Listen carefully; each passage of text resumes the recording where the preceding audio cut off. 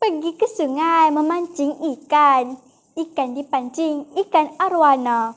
Salam mesra saya ucapkan. Assalamualaikum penonton semua. Assalamualaikum warahmatullahi wabarakatuh. Dan salam sejahtera. Saya Nurkaisha Dayana Balkis binti Abdullah. Saya dari Sekolah Kebahasaan Sungai Nyor, Patut, Pulau Pinang. Saya akan membincangkan topik kepentingan sungai terhadap biodiversiti. Sebelum kita pergi lebih jauh ke dalam tajuk ini, saya akan kupaskan apakah pengertian biodiversiti itu sendiri.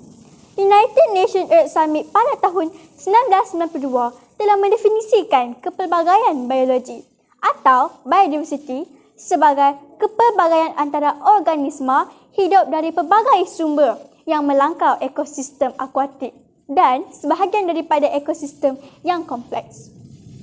Di sini, saya akan membicarakan tentang sungai dan kesan terhadap biodiversiti. Memang tidak dapat dinafikan bahawa sungai merupakan nadi kehidupan kita.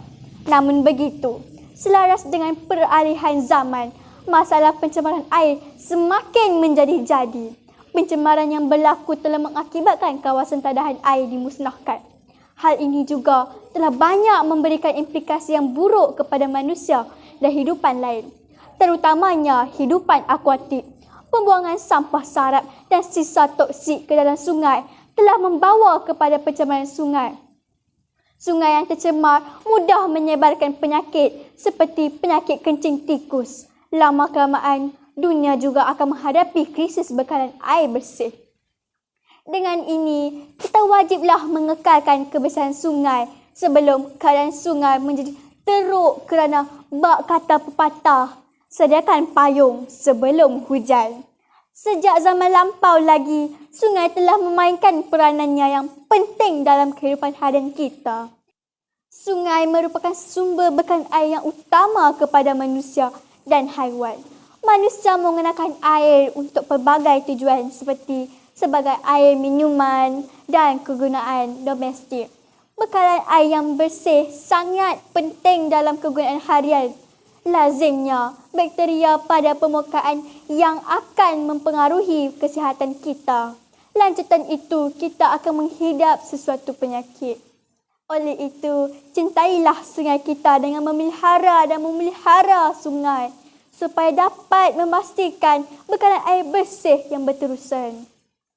Sungai juga membekalkan makanan dan pendapatan kepada manusia, iaitu habitat haiwan akuatik seperti ikan, udang dan ketam.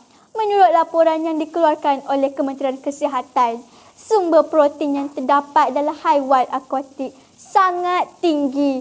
Pengambilan protein yang mencukupi membolehkan pembesaran badan kita berkembang dengan seimbang.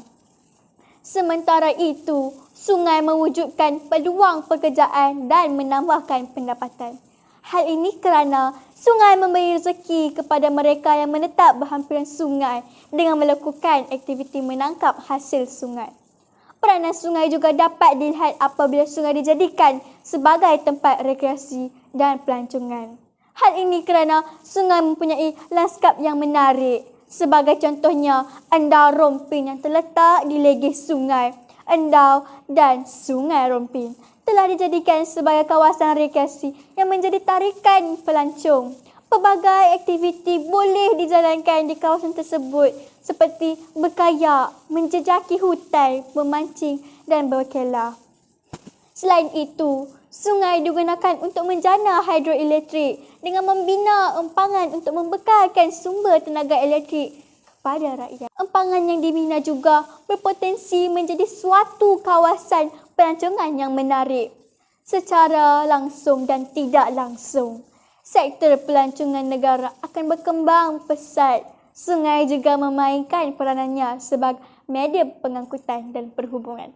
Hal ini disebabkan oleh sungai telah menjadi jalan perhubungan utama untuk menghubungkan kawasan pedalaman dengan kawasan bandar. Keadaan ini akan memajukan sistem pengangkutan di negara kita dengan mempunyai pengangkutan darat, udara dan air. Sebagai contoh, sungai dapat mengangkut kayu balak dari hutan ke kawasan bandar. Hal ini bukan sahaja menjimatkan tenaga pekerja, malah dapat menjimatkan kos pengangkutan.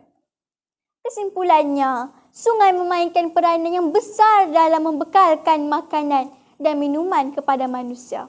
Pada masa dahulu, sungai telah dijadikan sebagai jalan perhubungan antara satu tempat ke satu tempat yang lain. Bagi memelihara sungai, pelbagai prakarsa telah dijalankan oleh pihak berkuasa, seperti kempen Cintai Sungai. Sungai yang tercemar akan memudaratkan kehidupan. Oleh itu, wajarlah sungai dipelihara untuk terdepan generasi akan datang bagi menjamin kesinambungan kehidupan di muka bumi ini. Sekian, wabillahi taufik wal hidayah. Wassalamualaikum warahmatullahi wabarakatuh.